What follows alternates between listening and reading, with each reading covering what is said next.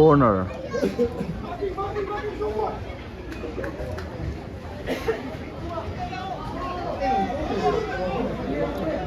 asen hi maroon color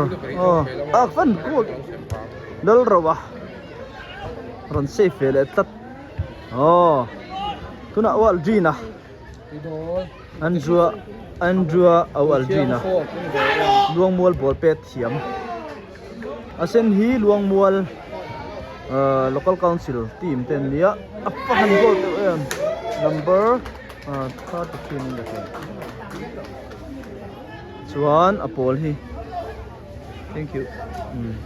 apol hi Bethlehem ani 3-1 in man la hruai mek a Bethlehem hian luangmual laka hian luangmual in score ma sa Bethlehem an chai kola Bethlehem was safe thave Bethlehem defender helam pang po fans an trang khop maya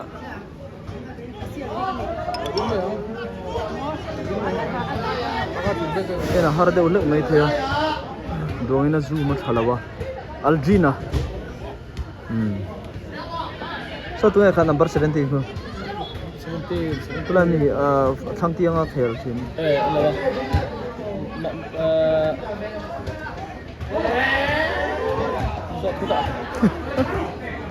har ve do sin de ha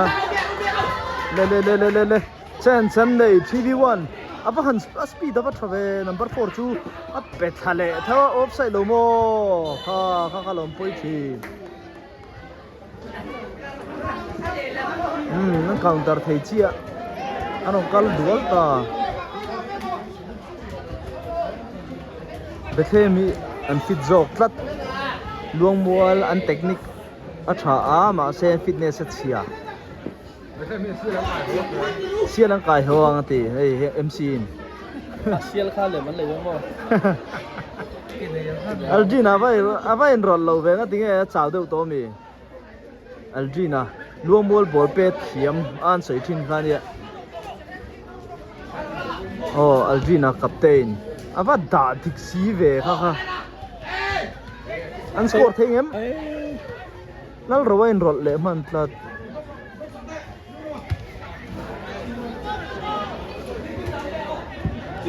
LK te ho khel se chu phit le pur don ani Bethlehem a hian Algina ball la tunge pek number 15 Algina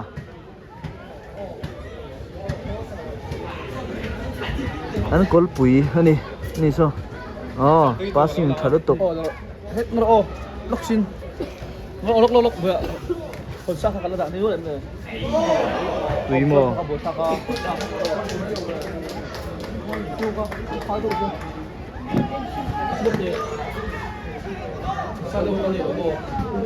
Bethlehem LPS ka pa pokhan round of 16 an luta Zip ho ne khel ho khanang chena bong khel ho chi chena ya mo Madras Sporting Union Madrasa Madrasi Algina kan soifo an kuaya Bethlehem bel speed akan chae ma goal thayem offside alo man ma se yellow card at hal flat center referee ball pet lui kha yellow card at hal nal ani kai control sam that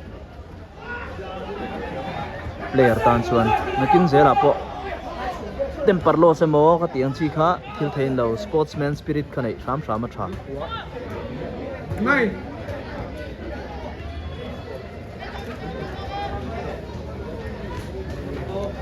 Bethlehem hi goal thumin an la chak zo ka goal thum goal khat 87 a ball drop of a thasi ve number 77 upangem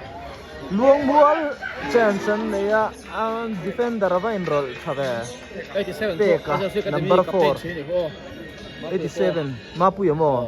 hello mo Bethlehem fitness lang char maya 87 mapu ya ball pe ta dik kham me Algina pe chawa so futsal an khel tam nu tu khi an hoi te ground an gmem ground an ti gmem ti hi ngai tu tham fe ni an khel leu an kher neu neu me an sei thadu lo kan khel du thau box sia mà chú an skin zao lo thin khop mai ground hi uyom zao thei tu ka mo an ball te thei lu tu ka cross ball pe thei lo fa lo block a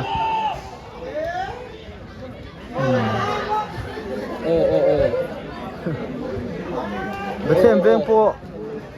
luangmual po tu te po hi i an squat chu cha ma sen fitness ro chu chia cheve ve ni an ei 90 minutes upon tan nei thei to lo ani a 90 minutes do na mo minute in striker hi veterana khel do mo thai a kalau in lawang ani chu kan ni nen thang te le thang pu chu nei ula chu dro inan thale sop pura ni so speed avan thaem pe kha min kha number 4 so ala se do chen dia speed thade so number 4 ka pe ka additional time 8 minutes minute tu pe ba dai chu le number 6 bola thau dai rei lo tok number 15 tu nge le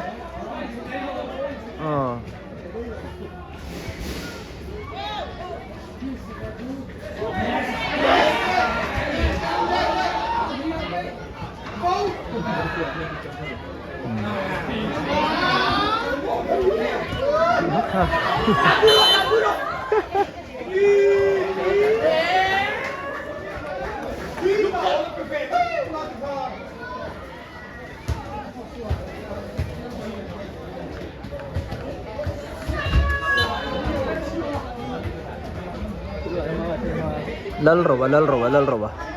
fall si lo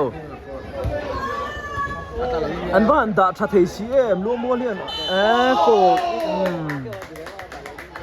Jorson fall la ham tat ani so national referee dro George yes no George Jim George ta ka ti ve Jim si phir mi pa national referee pakhat kan nei na ni mo ni chuan yes chuan mei chi a hianin lal than sang ile so no ban kha bolo pe do so minute dia che ni to minute dia da zo fe le do ya khu mo khi ta mình thần sang đi thần sang không nghe ôm khi lại khi lo ôm này cha nó thần sang thăng rồi midfielder chalut tok ball pe thiam scan zau si mấy chi ở chuan midfielder chuan thabber ball ni thau senior women sa po ani national referee ani mani khanin refresh of course an kala mizo pani nupui nen khana tlan thei beran ni an fitness a thania ala out chia number 23 ro uyom thin em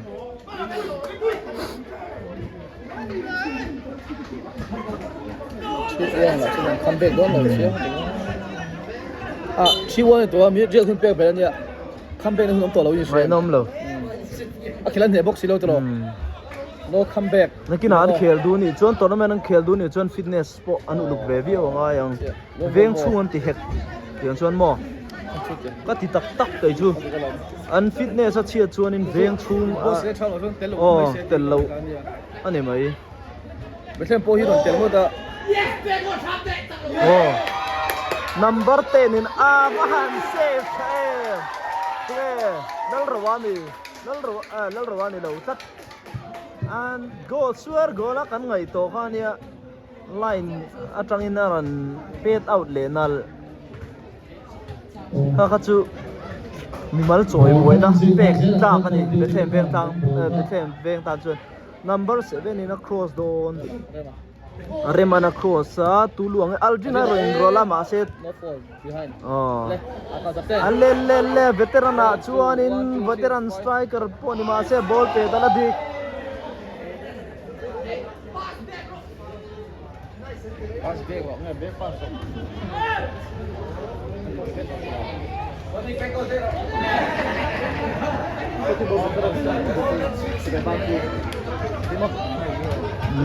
Arjuna bola la leta Arjuna a technique chula dik khop mai ball passing po dik ake handa dan vel shim shim adika ma se a first a khelo tro alu a first go ma se khan thil tam tak a soi a fitness a chia ani upar uve ro sa ruat saka chu 43 ni tong tuna hian mo 45 plus don mo ngoro nakuma 45 don dilian a khana khel lom dilia pok a khel lom a tan thei lut tu so la son in dia ma oma an la in boy puya fitness chia khela pa bolo khela bolo kham box lo en nok da munom tat so la in bol pu son fa om ka ti so lo wa player so lo mual chak lo to lama an chian pa la boy puya physio asina ha chok me o sa sa rom lo bol ta ni lom ko lo sne zo lo hai thei ne o tan chot ne lo ti ma sai te po chok lo se si la khian a khian chot ne lo se sa sa de lo duty chu nom reng stretcher ma se ki time delay vak kha time delay kha uyam jok ma lo khian nai jok a lo ma pia khian tin zo sa sa ka khian ko ko sa te se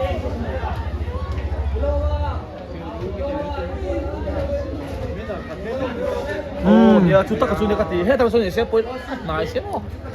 thau dai a cha po shet ve tu ne free te hian te mai tu phin ya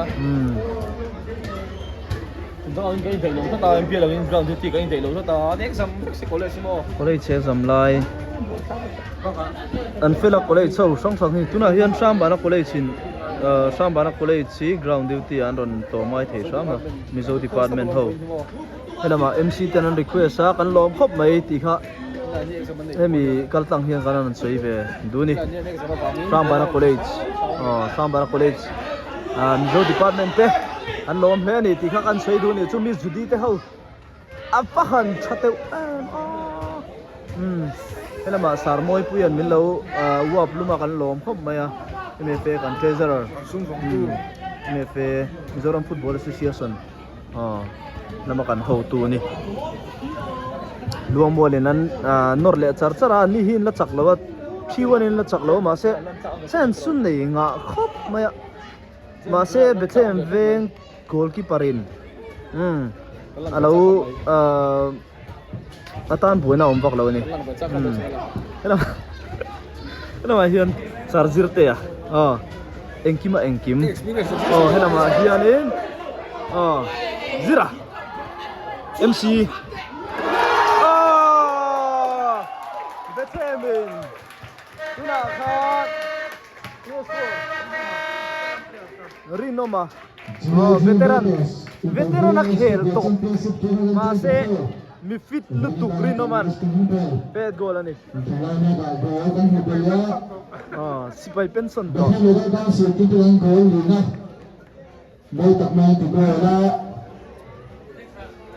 Rino ma ani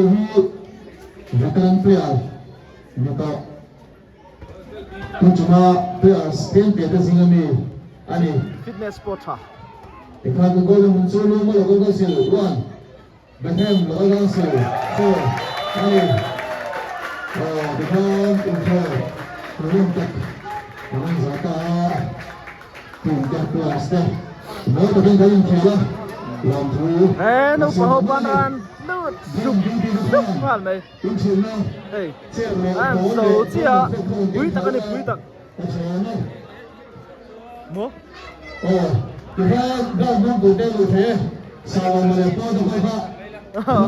salam pe le polte MSSC naman practice nga don di chamo cái chú hến mà cái lâu lâu Kan veng am chela bang mara chu sei lok khi har chen khop me helama Andrew a goalkeeper tha aizo college stana voi tam tak lo champion pui to tu Andrew a khani Andrew à hey Andrew à goalkeeper chadu tuk mai khani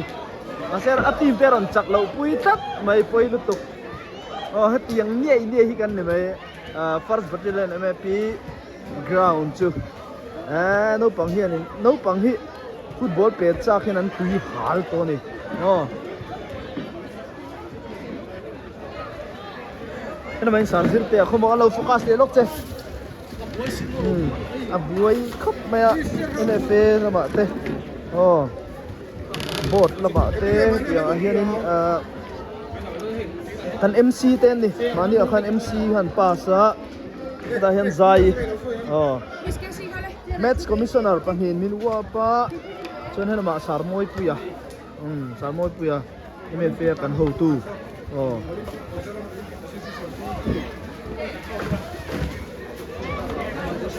xin à khan kan soi đâu thuốc à sang bán college mizo department te kan lom khop maya helai muna kan request min ti ho tin saka chan chu ground duty hi how tak khop maya han ti chia ma hi ei adhir turtan dhir thein kan tia por sang sangin amaro chu ondil hin tam tuk lo nge ka thelawa tuna hian college exam lai me ka nia amara chu ni lai exam tur an nia mi ron tlom ngai sak ani hei tuna hian kan request te ni khata hian za che chu kan soi lo nga sang nuai lam hi chite le first MAP ground ai chon sang nuai lam hi nia RG chon sanga vel an lo thina chu kan soi thok ni chu thế là mà anh training buổi khác càng cha rực rực nè tạm khắp này ai em bọn xe tôi nói hiền darli lệ minute som hi nha cần đủ tốt phát tăng alo ông ấy thì khan BETHLEHEM veng khá 4-1 in anh chắc anh Zembo nên Friday anh khéo đó nữa chứ làm cho con đủ tổ không? Khai gra nó hết chưa nè anh nuôi mấy nè cùi đứt tục in khéo đủ vét in hồ tiêu thuông xí đâu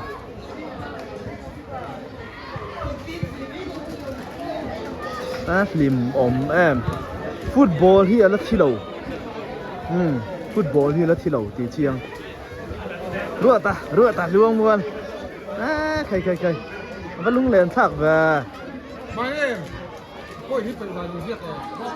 nó bẩn lạiกันเขียนปุ้ยชิ้นนี่